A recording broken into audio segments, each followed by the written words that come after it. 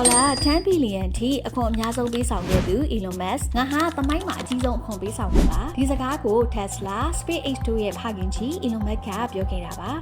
The largest individual taxpayer in history. So I paid $10 billion in tax, over $10 billion in tax.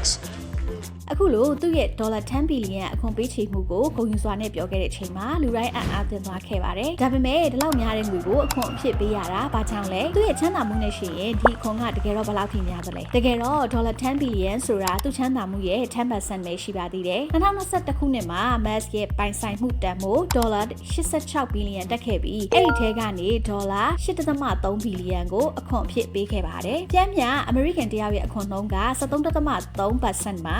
Elon Musk ရဲ့10%ကနည်းနေပါသေးတယ်။ဒါကြောင့် Elon Musk ကနှစ်ပေါင်းများစွာအခွန်မပေးခဲ့ဘူး။2014-2018အတွင်းသူ့ပိုင်ဆိုင်မှု$13.9 billion တက်ခဲ့ပေမဲ့အခွန်ဖြစ်$455 million ပဲပေးခဲ့ပါတယ်။2018မှာတော့အခွန်လုံးဝမပေးခဲ့ပါဘူး။ဒါကြောင့်အမေရိကမှာဘီလီယံနာတွေရဲ့အခွန်စနစ်ကိုပြောင်းလဲဖို့ Billionaire Income Tax (BIT) ကိုစတင်ခဲ့တယ်။ဒီစနစ်ကသူတို့ရဲ့ပိုင်ဆိုင်မှုတန်ဖိုးတက်လာတိုင်းအခွန်ကောက်မယ်ဆိုတဲ့အဓိပ္ပာယ်ပဲဖြစ်ပါတယ်။အဲဒီနောက်အခွန်ကိုငါမကြိုက်ဘူးဒါပေမဲ့ဥပဒေကိုလိုက်နာမယ်လို့ Musk က Twitter X မှာရေးခဲ့ပူပါတယ်ဒီတစ်ခါတော့ Billionaire Elon Musk ရဲ့အခွန်ဇာတ်လမ်းကိုတင်ဆက်ပေးခဲ့တာပဲဖြစ်ပါတယ်အခုလိုစိတ်ဝင်စားဖို့အကြောင်းအရာတွေသိရှိဖို့ like and follow ဖို့မမေ့နဲ့နော် In the bridge ကနေစီစဉ်တဲ့ sharing is caring program မှာတူတယောက်ချင်းစီကို